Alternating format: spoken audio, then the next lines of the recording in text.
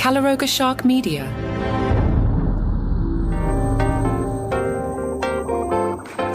Hi there, I'm Johnny Mac with your daily comedy news. David Cross posted on social media and on his website a rather long piece titled My Thoughts on the Riyadh Comedy Festival. David Cross writes, I've been asked for my opinion on the Riyadh Comedy Festival, and rather than answer the same question 23 times, I'll just put this out there. Oh, and I should preface this with the fact that I was not offered the gig, but it should go without saying that there's not enough money for me to help these depraved, awful people put a fun face on their crimes against humanity. Here goes. What do you think I think? I am disgusted and deeply disappointed in this whole gross thing. The people I admire with unarguable talent would condone this totalitarian fiefdom for, what, a fourth house, a boat, more sneakers? We can never again take seriously anything these comedians complain about unless it's complaining that we don't support enough torture and mass executions of journalists and LGBTQ peace activists here in the States, or that we don't terrorize enough Americans by flying planes into our buildings. I mean, that's it. You have a funny bit about how you don't like Yankee candles or airport lounges? Okay, great, but you're cool with murder and or the public caning of women who were raped and by having the audacity to be raped were guilty of engaging in adultery? Got any bits on that? These are some of my heroes, and he put heroes in all caps. David Cross continues. Now look, some of you folks don't stand for anything, so you don't have any credibility to lose, but my God, Dave and Louie and Bill and Jim? Clearly you guys don't give a shit about what the rest of us think, but how can any of us take any of you seriously ever again? All your bitching about cancel culture and freedom of speech and all that shit? Done. You don't get to talk about it ever again. By now we've all seen the contract you had to sign. You're performing for literally the most oppressive regime on earth. They have slaves, for F's sake, slaves in all caps. I don't understand how being rich can make someone such a whore. Poor people desperate to improve or their families' lives, sure. Still not acceptable, but I can understand the desperation to put food on the table. But this? I mean, it's not like this is some commercial for a wireless service or a betting app. This is truly the definition of blood money. You might as well do commercials for Lockheed Martin or Zyklon B.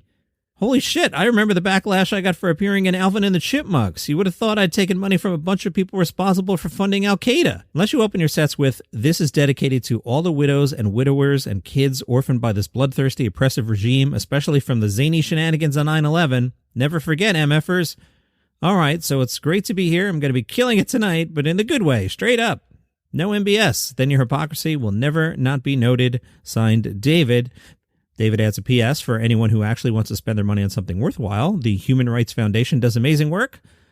Learn more and donate at hrf.org. At the Riyadh Comedy Festival tonight, Gabe Iglesias, nicknamed Fluffy, he hails from California. He charms audiences with his impressions and storytelling. He's created stand-up routines for Comedy Central and Netflix, and has also earned the accolade, this is a funny description, and has also earned the accolade of being one of the top 10 highest paid comedians in the world. Also there, Omid Jalili. You can prepare for a night of sharp satire and global humor as British-Iranian comedian Omid Jalili headlines the Riyadh Comedy Festival with his critically acclaimed show Namaste. Known for his whip-smart takes on culture, politics, and identity, Omid has long been a staple on the international comedy circuit. Conan O'Brien was on The Late Show with Stephen Colbert. He reminded Stephen of some advice he had given. Conan said, just as I was leaving my late night show, I took you and all the other late night hosts out. Remember this? I took you to a wonderful Sizzler restaurant. We all had our trays, and I told you guys, take care of late night. If you take care of late night, we'll take care of you. I said, don't do anything to ruffle any feathers. Remember, I said that, and I said, whatever you do, don't speak truth to power. I said, cowardice is the way. Conan said in his 28 years of hosting late night, he never read the news. I had a masturbating bear and a plastic dog. I didn't even know who was president. Conan then got serious, telling Stephen Colbert, I, of course, adore you. I love you. I know you as a person and also as a comedic force. And I, like a lot of people, am very sad that this chapter is ending. But I also want to say that you're going to do amazing things. You're going to have a lot of fun. And the connection you have, and this isn't just you, it's Mr. Kimmel and Fallon, all these guys, it's very special. The connection you have with the audience, you're taking with you. No one else owns that. That's yours for the rest of your life. Conan actually sat behind the desk at one point, which is kind of a cool photo. Jimmy Kimmel was doing his show in Brooklyn. Last night, Kimmel and Colbert were going to go on each other's shows. We'll talk about that tomorrow because I want to relax with the bonus episodes. Kimmel's monologue made fun of Trump, including Trump's decision to release the Earhart files. Kimmel said the president's been hard at work coming up with all sorts of nonsense to distract us from the Epstein files. Unless her final flight was to Epstein's Island, no one cares. At least he made it to the E's in the files. That's progress. Taylor Swift, she'll be on Fallon on, is it Monday? Yes, Monday. She'll also be on Seth Meyers on Wednesday. Why? Sorry, did I say that out loud? Taylor will be the solo guest on Seth Meyers. I guess Taylor wants to reach like 900,000 people. Does Taylor have some weird alliance with NBC? Speaking of late night, latenighter.com has a wonderful oral history of David Letterman's top 10 list. A little too busy this week to get to that. I'll get to that at some point. I haven't even gotten to the Vulture interview with David Letterman that came out before Kimmelgate. I've been sitting on that. I've had it in the script several days in a row, and I keep bumping it because there's so much going on. For example, Theo Von's performance the other night. People are worried about Theo Von. Vanity Fair had someone at that show, and they say Theo seemed jittery. After briefly taking the stage once, he abandoned the set and started over, only to pick a member of the audience to be kicked out and start over again. Vanity Fair writes, it wasn't clear from their seat nor from the heated discussion that played out afterwards in the Theo Reddit forum why that happened. A representative for Theo Von didn't return a request for comment, says Vanity Fair. From the stage, Theo said, a lot of white people in here. Vanity Fair tells us as Theo settled in, he did chunks on racism, his childhood. One of the jokes I'm sure told much better than I will, but I'm reading the text here. We didn't have any Jews growing up. Couldn't afford a Jew. Vanity Fair said for all the hours of podcasting and stand-up, Vaughn has maintained an elusiveness. It was difficult to imagine him processing on stage the influence and soft power he has acquired. Instead, as he approached the end of his set, he returned to a now familiar mode of troubled vulnerability. Vaughn said, sometimes the only way I can feel is in front of other people. Marc Maron had Judd Apatow on Monday's show. I actually blew it off because I was like, I got enough in my phone. I'm never going to get to that one. But apparently Maron did a clip show of sorts and looked back on previous episodes. I'm going to go back and listen to this. Apparently they got into Maron's relationship with Louis CK. You may recall Louis CK admitted to sexual misconduct back in 2017 or so. Let's not get into that today. Maron recalled on the podcast that CK felt betrayed because Maron described the behavior as boundary-shattering and traumatizing, insisting there was no way to justify it. CK didn't take kindly to being called out by Maron.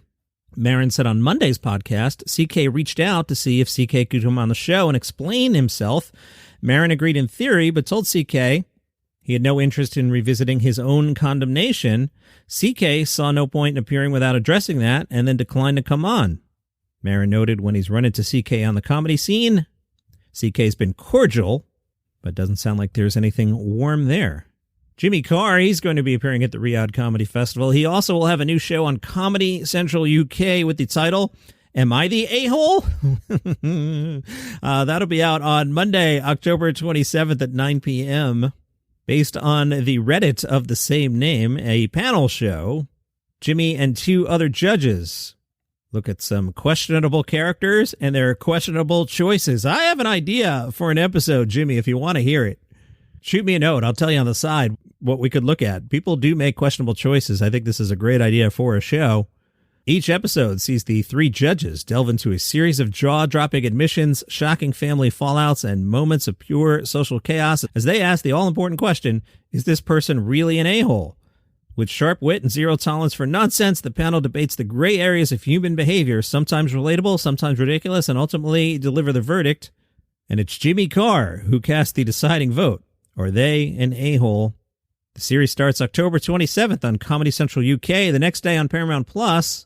And if you'd like to see Jimmy Carr live, he'll be at the Riyadh Comedy Festival. He's co-headlining with Louis CK October 6th at the ANB Arena.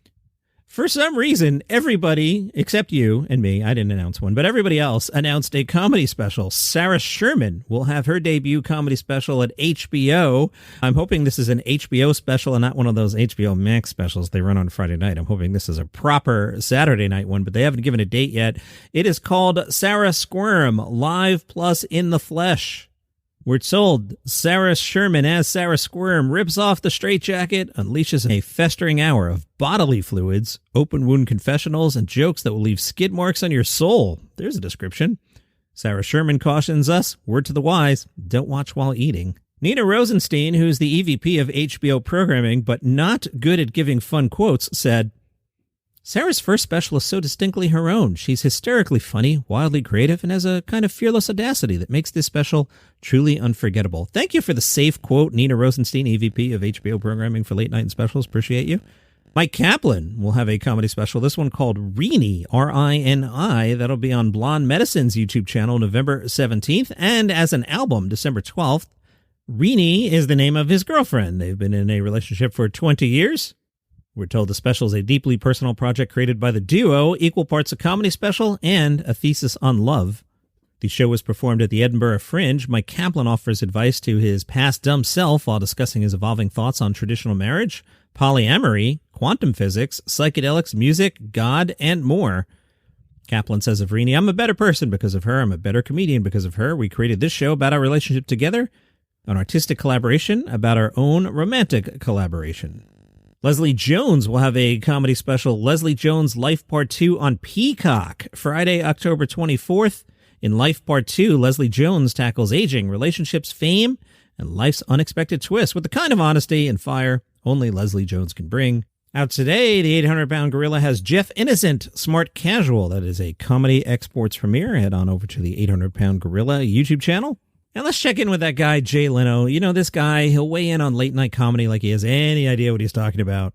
Well, listen to this. On Jay Leno's Garage, Jay Leno got behind the wheel of a 1990 Mercedes-Benz 190e Evo 2. Jay called it one of the primo cars of the 1990s. Yeah, back when he was on late-night television. He said this was the BMW killer. He apparently wanted to drive one for more than 30 years. Jay Leno said, "This is a car that has eluded me since the day it came out. I have to admit, I was a bit of a snob. I bet you were, Jay Leno." He was looking down on the car's 4-cylinder engine. But then he started reading about it, and suddenly he was interested. And he said, "By the time I got interested, they were gone." Well, only 500 of them were made, and Jay couldn't get his hands on it. Now Jay Leno's saying, "The more I drive this, the more I like this. It's actually a lot of fun." Surprised he didn't weigh on late-night television while he was driving his car. Guy's the worst. Pete Davidson, who's going to be at the Riyadh Comedy Festival on Friday, he was on Shark Tank. He was there as a celebrity investor backing sock brand Double Soul. So, you know, when you're drinking your Jim Gaffigan bourbon with some Tom Papa bread, maybe you're having a Ben Stiller soda, put on some Pete Davidson socks. I mean, these comedians are just unbelievably cool. Pete Davidson, whose father was killed in 9/11, he'll be at the Riyadh Comedy Festival on Friday and said, "I get sent a lot of crap, and I usually give it to my cousins. I got sent Double Soul socks a couple years ago, and I had to meet the team, and I wanted to be involved immediately." Pete invested $1 million for a 10% ownership stake and signed on as the brand's creative director in 2024. The brand markets itself on 3 pillars: self-expression, comfort, and sustainability. And that is your comedy news for today. We'll see what happens in the next 24 hours, and we'll meet back here tomorrow.